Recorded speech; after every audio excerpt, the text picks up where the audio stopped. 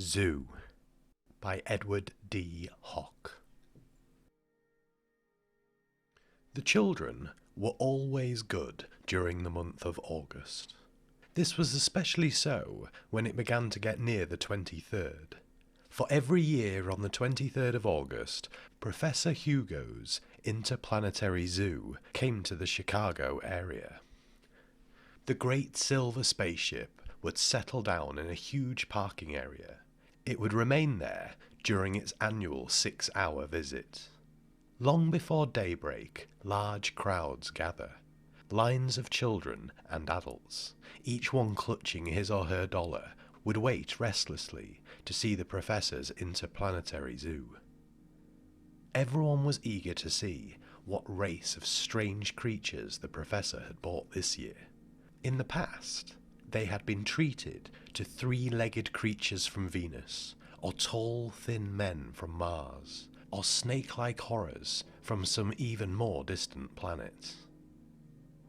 This year, as the large silver spaceship settled down to Earth in the huge parking area just outside of Chicago, the children watched with awe. They saw the sides of the spaceship slide up to reveal the usual cages made of thick bars. Inside the cages were some wild, small, horse-like animals that moved with quick, uneven motions and kept chattering in a high-pitched tone.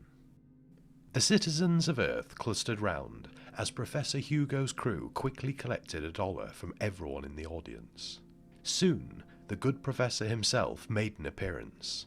He was wearing his many-coloured cape and top hat.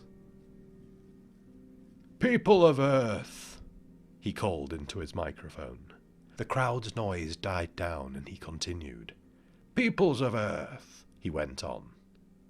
"This year we have a real treat for your dollar. Here are the little-known horse spider people of Khan, brought to you across 1,000,000 miles of space at great expense. Gather round the amazing horse spider people of Khan. See them, study them, listen to them. Tell your friends about them. My spaceship can remain here for only 6 hours.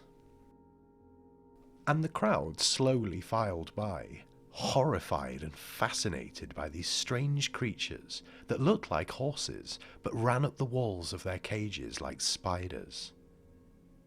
"This is certainly worth $1, one man remarked. "I'm going home to tell my wife." All day long it went like that. Finally, 10,000 people had filed by the barred cages which were built into the side of the spaceship.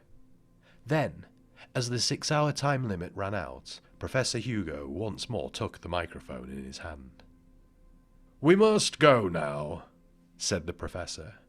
"But we will return again next year on this date, and if you enjoyed Professor Hugo's Interplanetary Zoo this year, phone your friends in other cities. Tell them about it. We will land in New York tomorrow. Next week, we go on to London, Paris, Rome, Hong Kong and Tokyo. Then we must leave for other worlds." He waved farewell to them, and as the ship rose from the ground, the Earth peoples agreed that this had been the very best zoo yet. 2 months and 3 planets later, the silver spaceship of Professor Hugo settled at last onto the familiar jagged rock of Khan. The horse spider creatures filed quickly out of their cages. Professor Hugo was there to say a few parting words to them. Then the horse spider creatures scurried away in different directions as they began seeking their homes among the rocks. In one such home, the she-creature was happy to see the return of her mate and little one. She babbled a greeting in the strange Khan language, then she hurried to embrace them. "You were gone a long time," she said. "Was it good?" The he-creature nodded. "Our little one enjoyed it especially," he said. "We visited 8 worlds and saw many things." The little one ran up the wall of the cave. "The place they call Earth was the best. The creatures there wear garments over their skin and they walk on 2 legs. "But isn't it dangerous?" asked the she-creature. "No," the he-creature answered. "There are bars to protect us from them. We stay right in the ship. Next time you must come with us. It is well worth the 19 komoks it cost. The little one nodded. It was the very best zoo ever.